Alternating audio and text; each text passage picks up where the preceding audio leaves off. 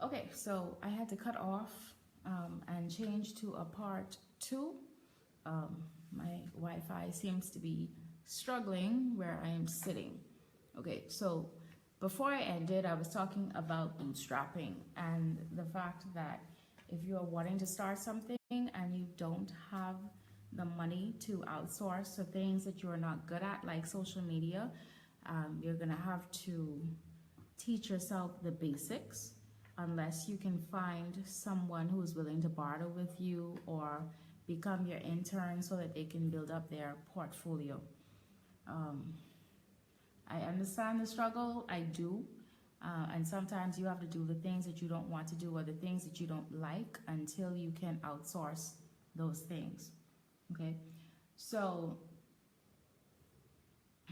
um, I want to move on because I know.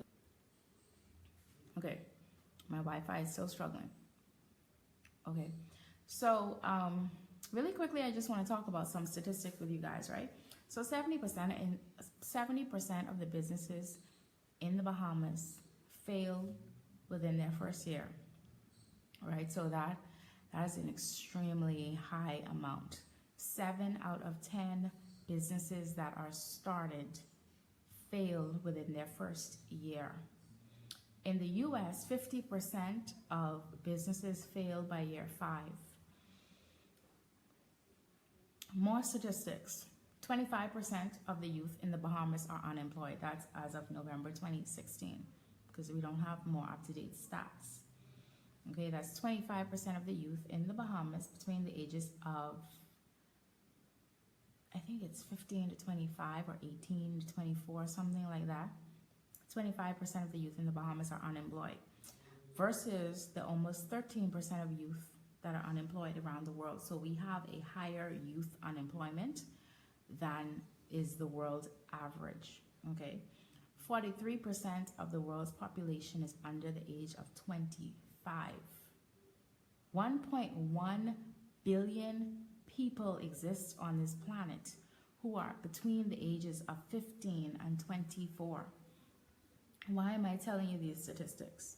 Because I don't want you to be a statistic. I don't want you to be one of those businesses, one of those brands, one of those organizations that failed in your first year.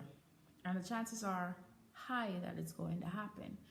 And if you look at reports like the IDB's private sector assessment report and other reports, there are two big reasons. One is the lack of capital, and two is the lack of technical know-how. And technical know-how literally means you don't know how to run your business. You don't know how to keep it afloat. You don't know how to get it organized and keep it organized. You don't know about business functions, which is extremely, extremely important, okay? Because there are too many of us in this country, in the Bahamas, who expect the government to do some monumental task of saving us and creating jobs. And really and truly, the government cannot say it because it's not a popular, it won't be popular with the people, but the government cannot say that, listen, it's not our job to create jobs. It's not their job though. It's really the private sector, and the private sector consists of any employer that is not a government agency, right? And so the problem with us is that we're expecting the government to do this thing when really and truly their one answer is tourism. And the tourism industry is a cash cow for us, right? But that cash cow is reaching maturity. I'm sorry for the economic terms, but the cash cow is this product or this concept that has constantly made money. This is the definition, right, in layman's terms. It's a concept or a thing that has constantly made a business or an organization money. But the problem is that when something reaches maturity, then it means that it's going to get hard because that cash cow is not producing the profits and the money that it used to. And that's the point at which we are in this country. So if we don't step up as the creatives, as the people who are the freelancers and the small business owners, if we don't step up and get ourselves organized so that we can expand and actually employ people, then we're not helping the private sector expand. So all those thousands of young people who come out of high school every year, what jobs are they going to be working in? Because as fast as they are graduating from high school, graduating from college and university, and coming back home, that's not the same amount of jobs that are being created for them. Okay, so it's on you and me and us to get our stuff together so that we can become employers. That is extremely important.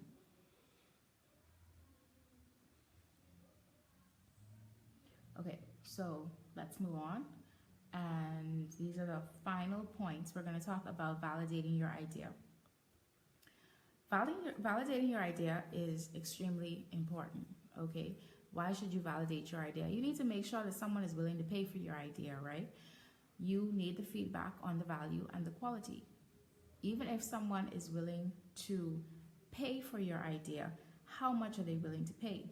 You know, if you create a product and the product costs $15 to produce, and people are saying that the max that they're willing to pay is $15, then you have a problem, okay? And it's very, very important that you find out this problem before you go and manufacture 20,000 of these things, and then you actually end up making no money, or you actually end up losing money, right? Because you're gonna end up losing money, not just break even. You're gonna end up losing money.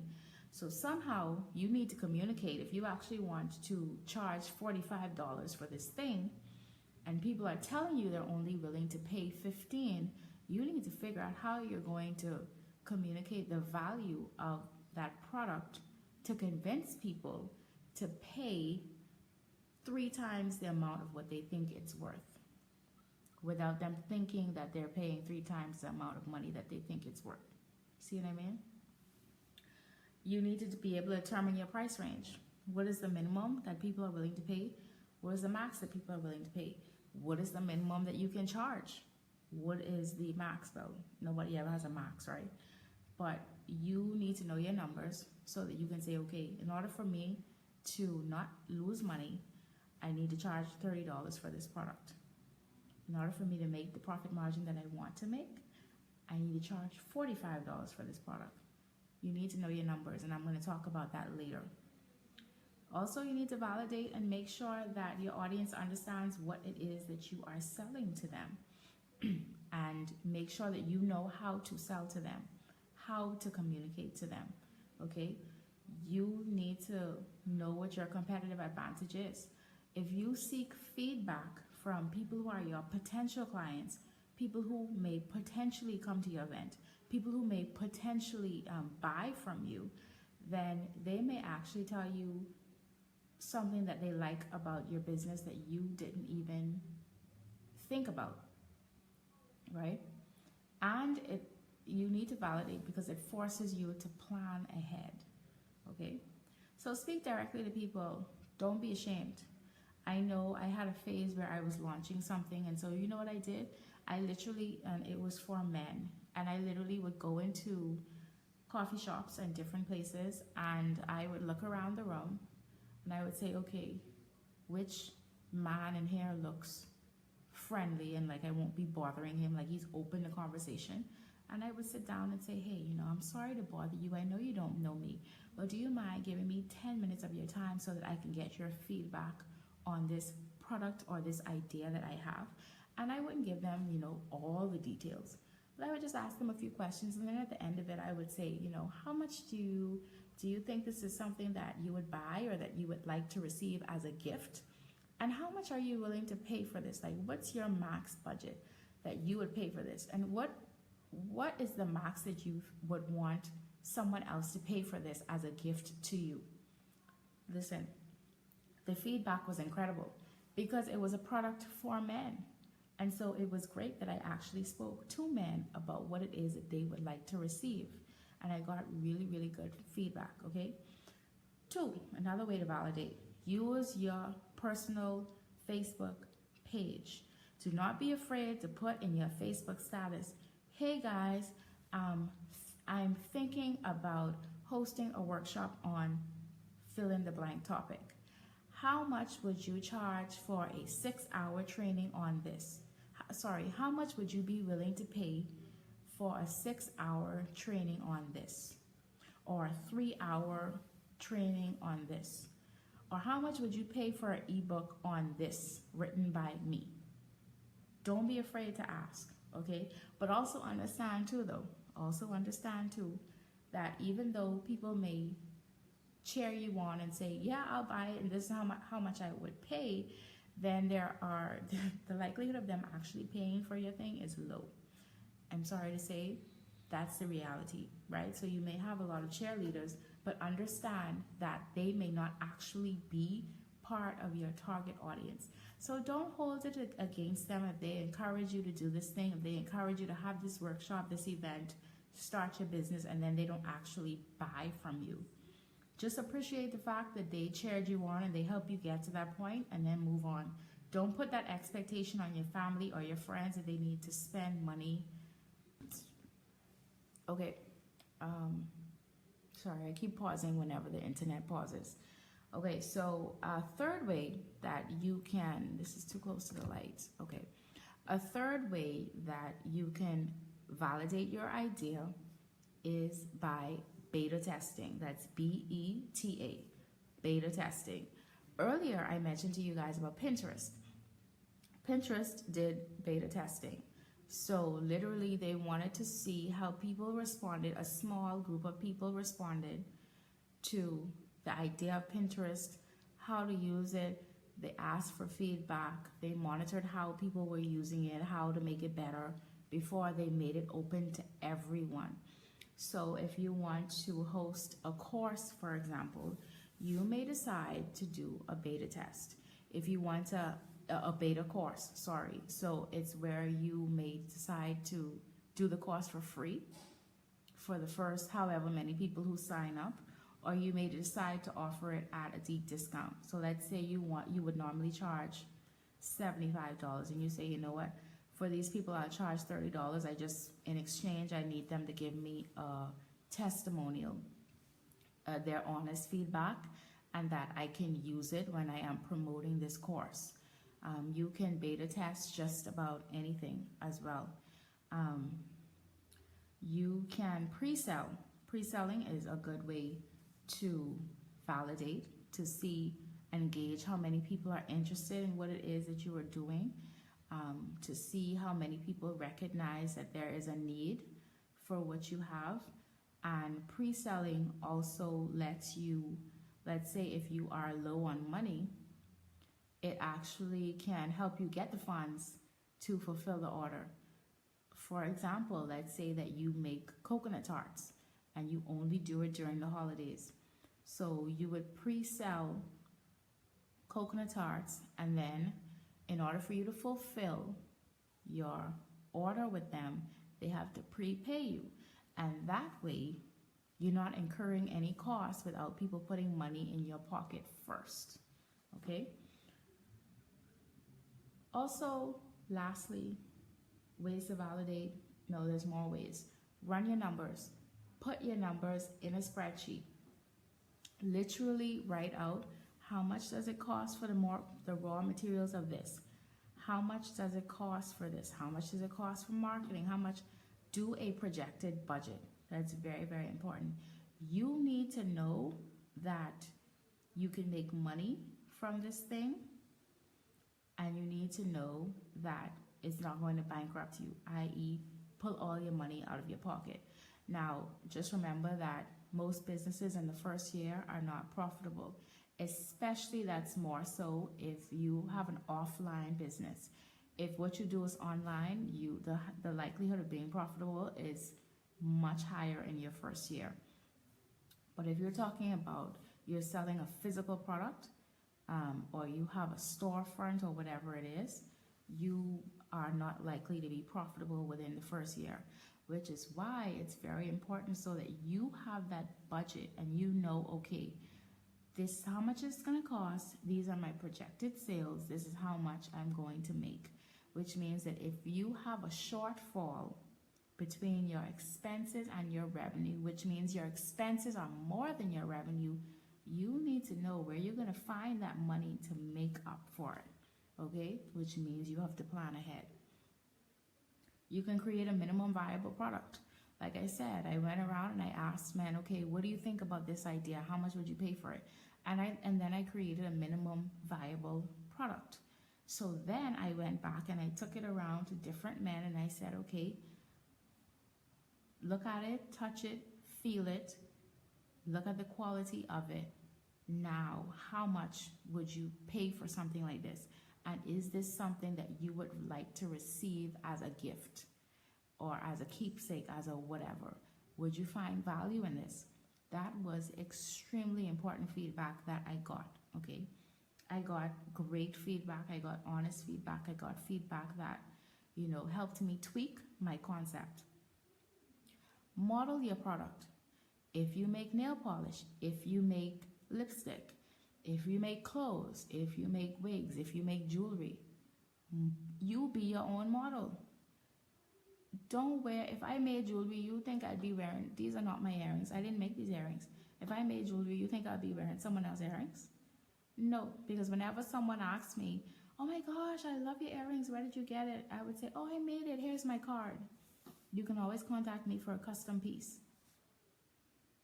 I mean, that's ways to validate feedback from what you are modeling that you made yourself.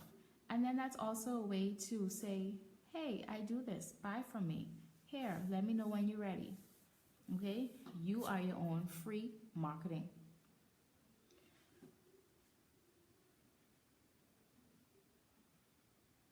Okay, we're going to talk about running your numbers. As creatives especially, we do not like numbers. I hate math, okay? Like, let me share something with y'all, and I'm not afraid to say this. I've owned this, okay? In high school, I was so bad at math that in the 10th grade, I did this test. It was just a normal test that we did in class. And the teacher gave me my test back, the math teacher. And he was so nice, he didn't even put a 0 on top of the paper. He put a question mark with, please see me after class. Okay? That's how bad I am in math. But now, being an entrepreneur, I have learned to appreciate numbers and learn to, calculate some things. Math is very, very important, right? So you need to know your basic calculations, okay? That's your break-even point, the point at which the money you make equals the money you spent. Expenses equals revenue or profit. Yes. Know your projected budget. Know exactly how much things are going to cost. And then for the rest of the year, you come back and say, okay, for the year, I'm supposed to spend $5,000 on marketing because, again, you're bootstrapping. $5,000 isn't really a lot of money. It is, but it isn't. So okay, I have $5,000 for marketing, which means that every month, where's my calculator? Which means that every month, 5,000 divided by 12 equals that answer. So every month, I'm supposed to spend this much money on marketing. That's what I mean by know your numbers, okay? And the projected budget by year, by month, and you could even do it by week, depending on how detailed you want to go. Know your net profit, know your net income, which is what's left over after you cover your expenses, what revenue is left over, and then your profit margin. So your profit margin could be, if you manufacture something for $15 and you sell it for $45, then in theory, you've sold it for 3 times the amount that it costs to make. But you have to consider business expenses, packaging, marketing. So in actuality, instead of a 300% markup, you actually may have only you may have only actually made a 30% profit margin, which is good. Depending on your industry, that's pretty good, right? So cost to consider: website design, if you decide to have a website, a logo design, business card design, business card printing, rent, marketing, gas if you have to do deliveries, website hosting, you may pay for email, business license, equipment, supplies, training, networking events, insurance, like if you have a, you insure your workers or your equipment or whatever else. So I'm going to give you an example of running your numbers, right? But this is specifically for an event. So let's say the event budget is $4,500 and you expect, you're projecting that you want 80 people to attend. So if you divide 4,500 by $80, that is your break-even point. Okay, so your break-even point is $56.25. That is to make sure that you cover all of your expenses. Okay, so that's the $4,500 is the projected event budget overall, the expenses, and you're expecting 80 guests, so you divide 4,500 divided by 80. That means that your break-even point is $56.25. Okay, now let's say that your event budget is still $4,500, but you project that 60 people will come, not 80. So you do 4,500 divided by 60. So your break-even point has gotten higher, and it is now $75. So you know what that means? If you want to make money off of your event, you have to charge those 60 people more than $75 per ticket. If you want your event to make money, and you expect 80 people, you need to charge a minimum of $56.25. That's what I mean by know your numbers, run your numbers. Because sometimes we just decide on these numbers in our heads. Oh, I'm going to charge $30 for the ticket. But your expenses say you need to be charging $56, but you only want to charge $30. Unless you get sponsors, you're going to be so deep in the hole. You're going to be so deep in the hole. Because imagine if you don't get 60 people, you may only get 30, but your event costs $4,500. That's why it is extremely important to know your math. Okay, run your numbers. So this is the last part of it, planning. This is I left the best for last. Okay, planning is important. For some reason, when people hear the words business plan, a lot of people just draw right up, right? Especially like creative people or people who have never studied business, don't know much about business. Like I literally get horrified looks. People don't want to hear the term business plan because it seems so daunting and it's such a big thing and they don't know how to do it. When in actuality, a business plan is no more than a document that shows your intentions of how you're going to run your business, and it shows your plan of action as to how you're going to run your business. A business plan is meant to make you be intentional about thinking about how you're going to run your business, okay? How you're going to do your side hustle, how you're going to make your personal brand or your business brand successful. Now, normally people think of like the really big 50-page business plan when they think that you have to write a business plan. You can write that if you want to, but it's not necessary unless you're trying to get investors. Then absolutely you need to go into as much detail as possible. But there are actually so many different types of business plans, right? So there's the traditional business plan, which is the really long document. On average, people charge about $600 for the traditional business plan. There's a one-page business plan, the startup business plan, the strategic business plan, the feasibility business plan, the lean canvas business plan, the business model, the lean business plan, the business model canvas business plan, the internal business plan. Like, there's so many different versions of business plans. Whatever it is that you choose, make sure that you carefully think about who it is that you serve, what it is that you offer them, how you're going to offer it to them, how you're going to make money. Okay, those are the 4 things. I cannot repeat them because I don't remember exactly what I said, but those are the 4 things that are extremely important when you talk about business plans. Do not be overwhelmed. Go on Pinterest, go on Google 1-page business plan.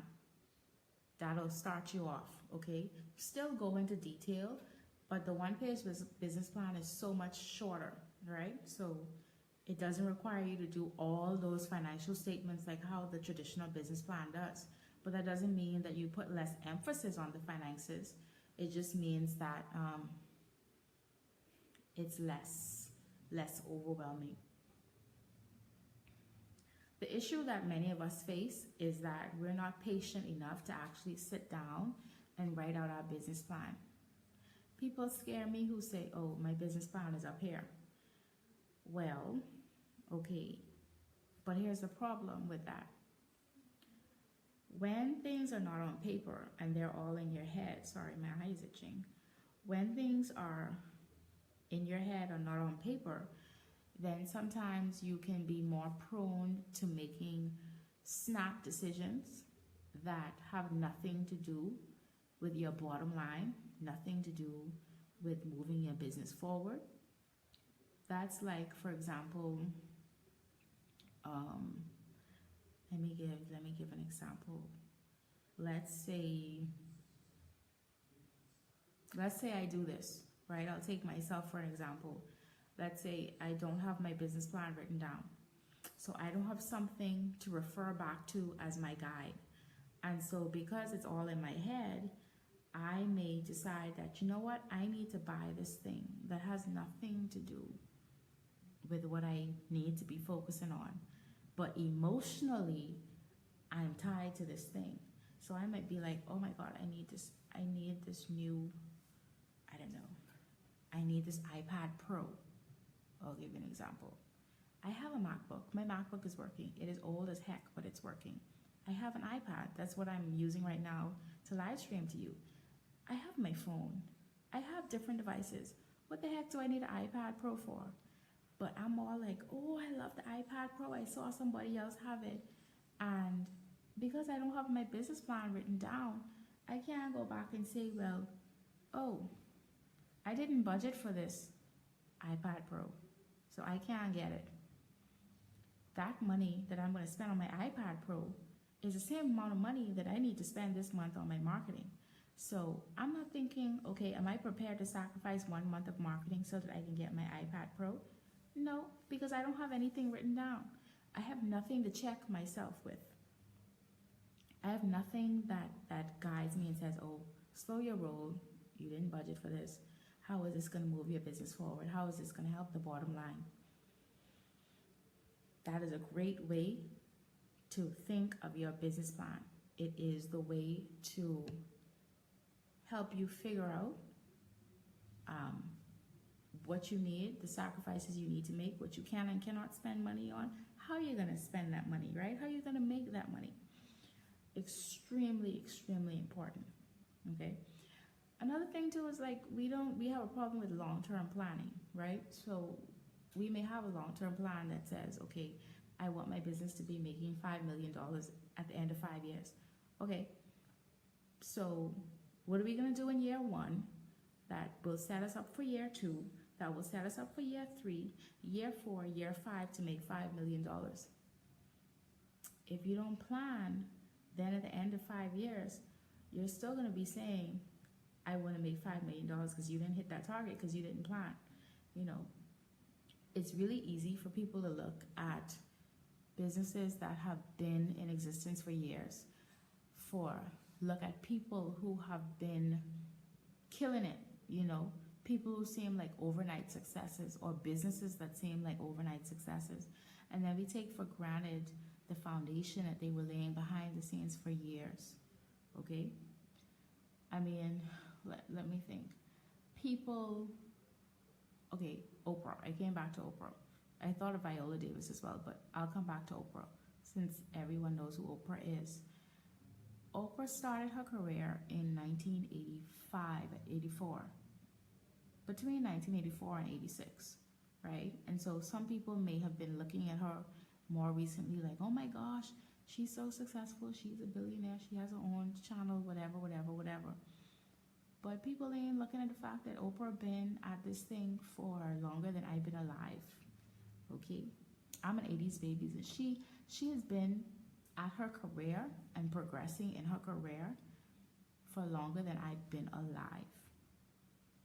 So no, she did not get her billions. She did not get her own network.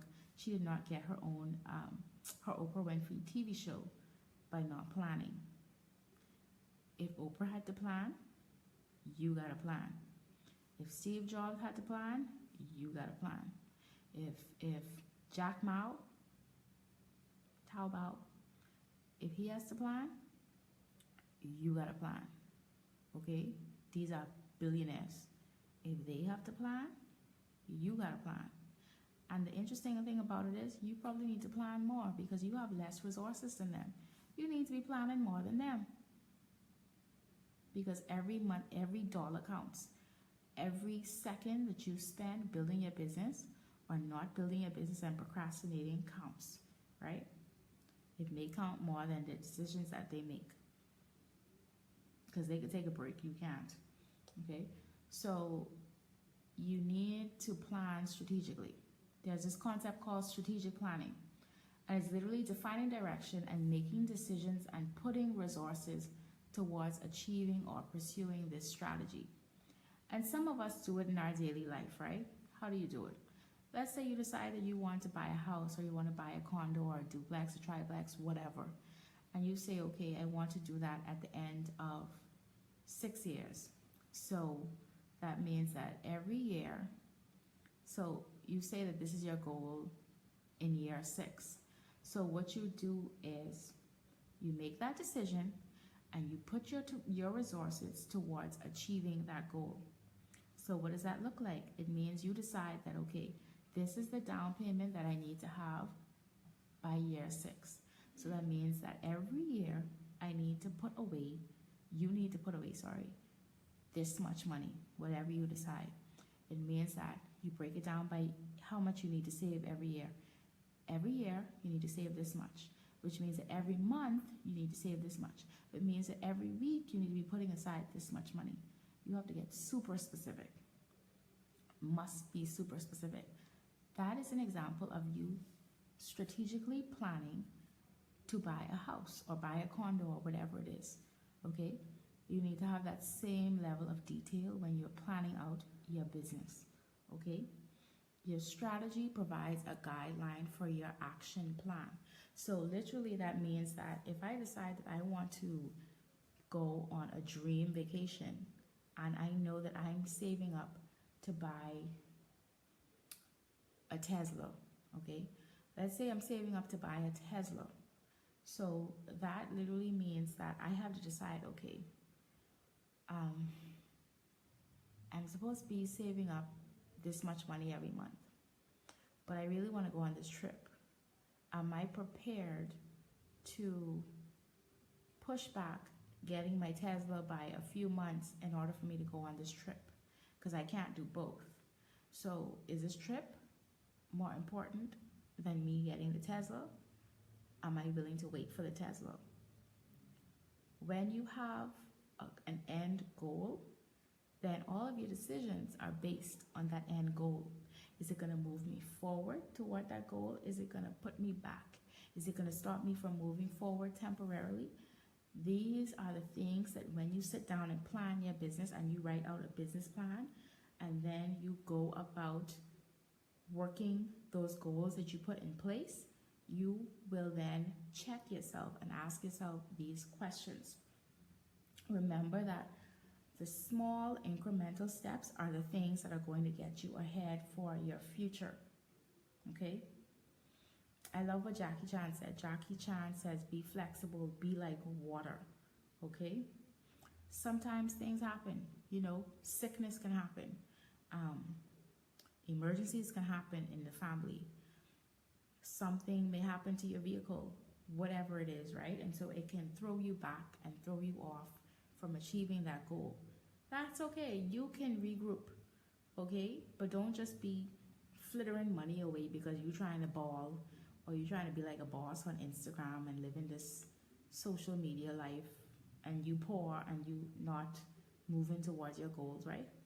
At least be poor intentionally.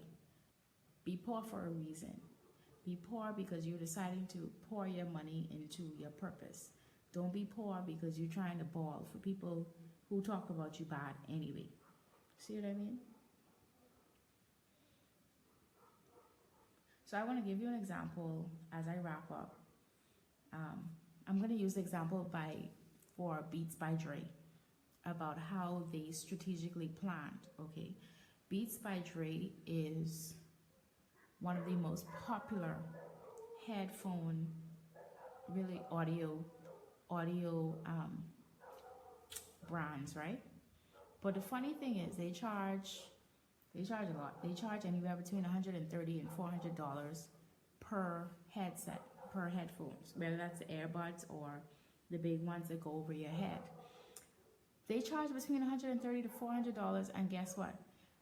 Consistently in ratings for audio for headphones, they rank as one of the worst. People who are audiophiles, look up that word, audiophiles, say that their headphones are garbage as far as sound quality is concerned. But Beats by Dre is doing so well. They are making so much money. And you know how they did that? They had a strategy, right? So their intention was to introduce an entirely new generation to the possibilities of premium sound entertainment. Okay? Beats by Dre owns 70% of the headphones market, and it is known that they do not have the best quality. 70% of the headphones market, but they do not have the best quality. How do they do that? They did it through great marketing. Dr. Dre and Jimmy Iovine had a conversation. They talked about the quality of music, about how the music industry was changing, okay? How they were losing money due to piracy. How, as they said, they literally said, Apple headphones were garbage and made music sound like garbage, and they wanted to change that, right? So, and Jimmy Iovine said, Apple was selling $400 iPhones with $1 earbuds, and they decided to change the game. So what he did was he marketed it to celebrities because he knew that once the public sees celebrities using things, and that's influencer marketing, then the general public would be like, yo, like LeBron has them on, like I need me a pair of those. So literally what he did was when he would call artists, Jimmy would call artists into meetings, right? And in the meetings, he would force them to listen to headphone prototypes so that he could get their feedback on what they liked, what they didn't like, if they liked the sound, if they liked the design, the quality, etc. Okay? He sent one pair to LeBron James to try it out.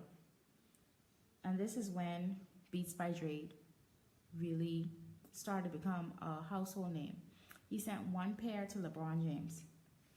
And this was right before the 2008 Summer Olympics in, I don't remember, was it London, China? I don't remember. LeBron loved the headphones so much that he asked to buy 15 of them.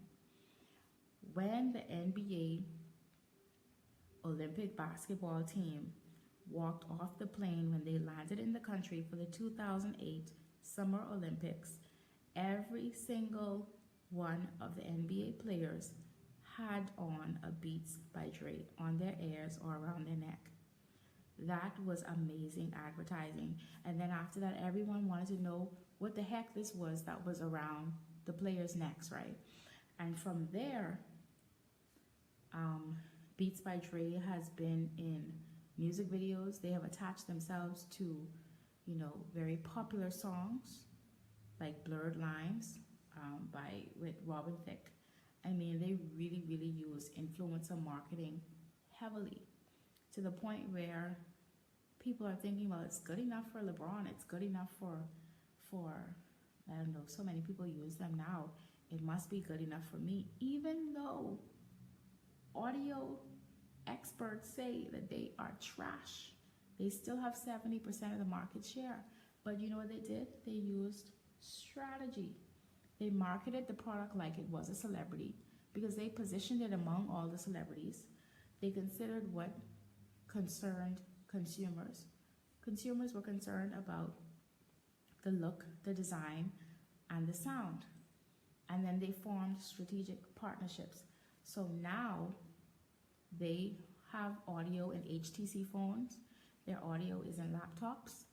They have formed a partnership with Radio Shack. I mean, it's amazing what they have done, but all of that was strategy. None of that was just happenstance. Oh, we'll see. No, everything was done strategically. When we lack planning, we keep ourselves poor. We don't position ourselves to do well financially. We keep ourselves unprepared, and really a lack of planning is a form of self-sabotage. So that's the end of it. I hope you guys learned a lot of information. I know this was pretty long. This was like an almost 2-hour training. And I believe it or not, I actually shortened it. Okay, I had so much more, but I shortened it. And I'm going to talk to you guys. I'll keep talking to you about different topics. I have so many different topics planned for my webinars. And I want you to stay tuned to TREP on Facebook. We will be launching the website very, very soon. That's underway as well, working on it as we speak. And then we'll also be on Instagram as well under TREP Adventures. If you have any questions, please feel free to inbox me here on Facebook. And I do provide one-on-one services. I also teach classes, and I have my one-on-one clients as well. Okay, so if you guys have any questions in particular about your business, you can message me, give me the relevant details. I will answer them. I will keep your information confidential because I know people have concerns about people stealing your ideas and whatever else. Just remember though that it doesn't matter if your idea was stolen, because the way you were going to execute it and the way someone else will execute it, completely different, right? Completely different. And a lot of times the passion that you have for your thing, the person who copied it didn't have, and so many times it doesn't even go very far. Like, yeah, they came out and they did it, but where is it now? Because they copied you. They didn't have a plan or a vision for it themselves, right? But feel free to inbox me if you have any questions. Again, I'm Shanna, and you're going to be hearing so much more from me. I'm going to talk about the things that affect creatives and freelancers and small business owners. And it's time that you guys get paid what you're worth. Definitely.